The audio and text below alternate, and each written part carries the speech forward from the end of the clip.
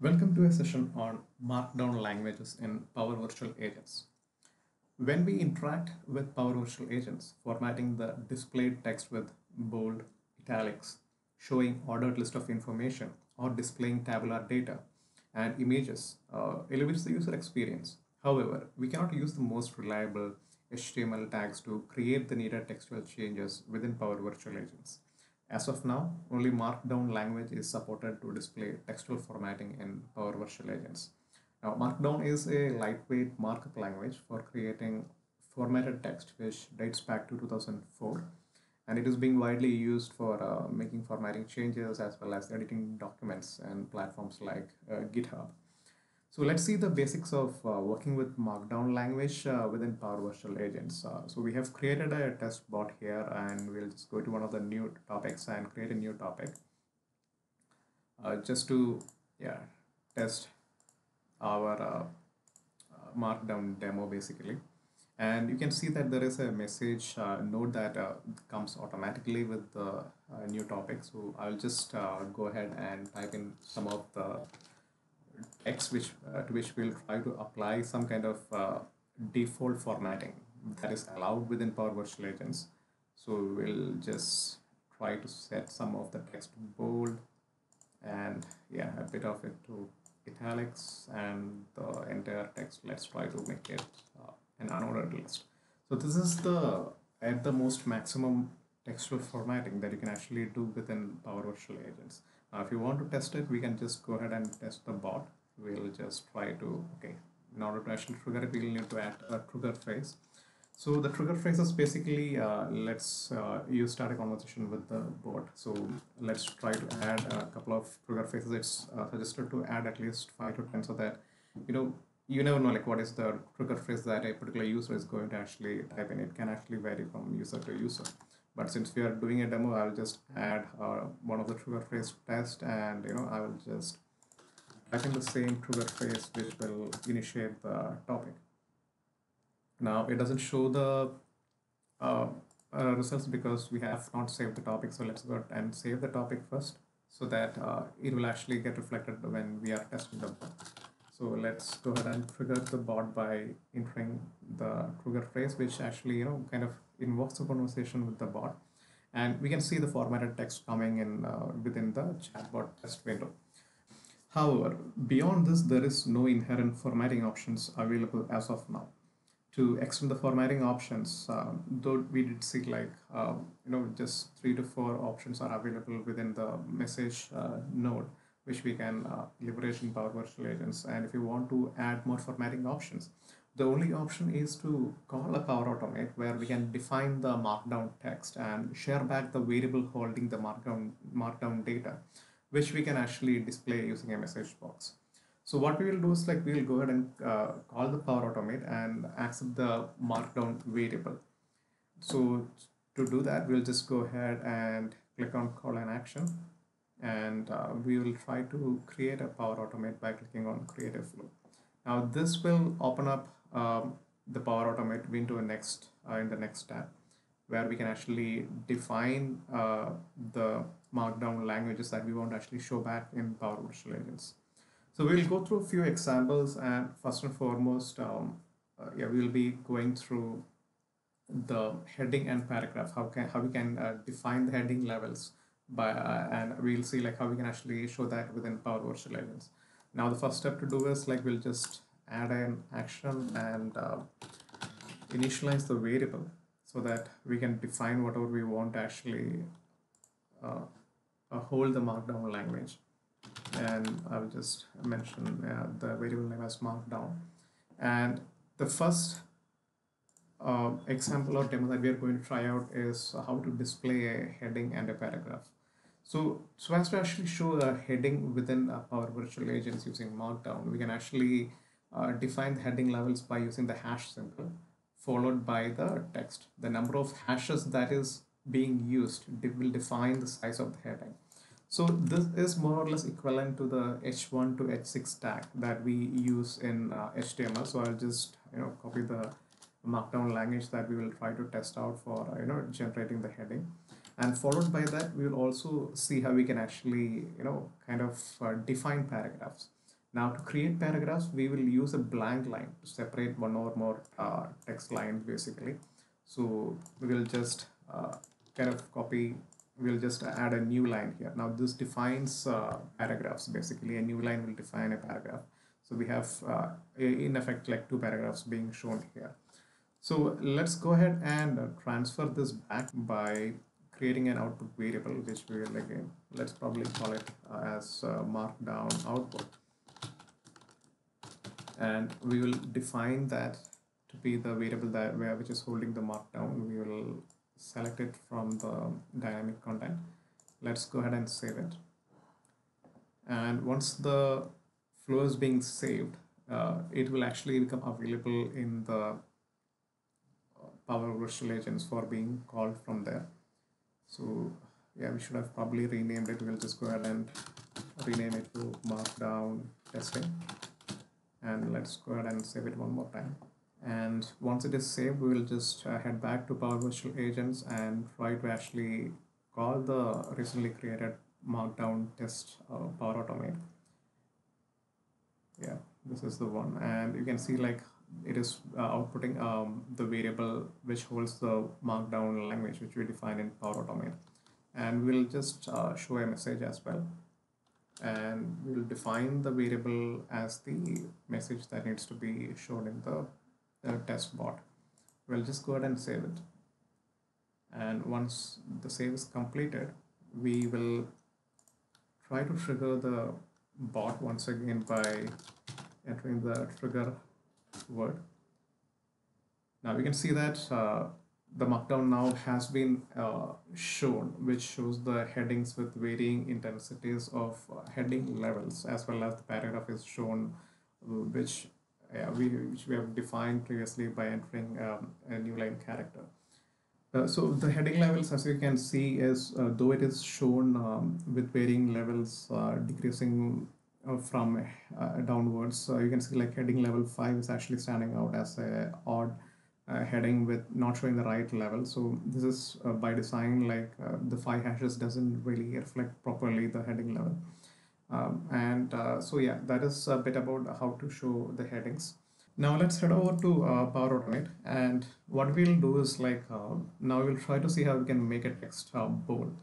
Now, so as to make a text bold, what we will do is like we'll add 2 asterisk symbols to the front and back of the text, which will indicate that the text is actually a bold text.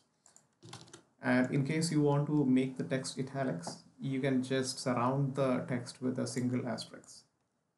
So that way it will actually indicate an italicized text. And in case you want to show a text as both bold and italics, you will have to have 3 asterisks surrounding the text.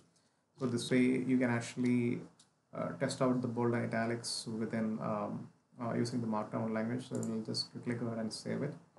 And once it is saved, we will just go to the Power Virtual Agents, and we will just quickly try to actually refresh and then test it out using the same trigger keyword. And you can see like we have a bold text and an italic text, as well as a bold and italic text. So we did see like how to make a text both bold and italic. Now let's head back to the Power Automate and see how we can actually work with ordered and unordered list. So because it's a very common use case to list down the data as bulleted or numbered list. Now we can create the ordered list by starting the text with a number followed by a period and the relevant date. So let's try out to actually implement that, and we will just copy the ordered markdown, and I will just quickly go ahead and save it. And now let's head back and refresh our test bot, where we will try to trigger the bot once again. And you can see like now we have an ordered list of data. So this way we can actually display ordered lists within Power Virtual Agents. So we did see how to work with an ordered list. Now to create an unordered list, we can use dashes, asterisks, or plus signs in front of the text. And the indentation can be done again using the same dash or asterisk or plus sign. Now let's try it out by heading over to Power Automate, and we'll just paste the markdown for the unordered list, like what we see here in the variable action. So you can see the indentation is one level down the parent item, and we'll just go ahead and save it. So let's head back to the test bot and do a refresh of the test bot, and we will just trigger the bot once again. And you can see like the parent level items are shown with the unordered list, followed by the child items again, indented using the Markdown language for unordered list. So this completes the unordered list demo. And now there can be cases where you want to have a mix of both ordered and unordered list. So what we will do is like we will just head over to Power Automate and use a mix of the syntax of both. And you can see the parent level items has the ordered list items, followed by the child has the unordered list. Now let's save it, and we'll try to actually test it out in Power Virtual Agents by, we'll just refresh it, and we will quickly trigger it. We can see like now here we can see the parent items has the ordered list items followed by the intended unordered child items. So this way we can use a mix of both ordered as well as unordered lists in the chatbot. Now let's see how we can use a table. To add a table, we use 3 or more hyphens to create each column's header and use pipes to separate each column. So we will actually create the header using the syntax where we have the column headers defined using the pipes and the header names placed between the pipes. Followed by that you have pipe and dashes which defines the header. And if you want to define the rows and columns for that table, what we do is like we again use the pipes to separate the cell data, and you put in the data between those pipes which will define the cell structure for the table. So let's go ahead and save it, and we will just try it out in Power Virtual Agents to see how it depicts a table. Let's trigger the test bot by entering the trigger keyword. And we can see that, though there are no borders, it actually defines a table structure with the name and department as the headers, followed by the table data just below that. Now let's see how we can define a link using Markdown. So basically, a hyperlink has two components. One is the link, to which on clicking it gets redirected to, as well as a text that shows what the link is about. So we'll have the following structure for a link in the Markdown, where we will try to show a link to, say, Google. So the Google text that shows up in the hyperlink is placed within the square brackets, and the link to which it should redirect to is placed within the the parentheses. So this way we can define a link in Markdown. So we'll just quickly save the link Markdown in the variable. Let's transfer the variable back to Power Virtual Agents, which we will show in the chatbot.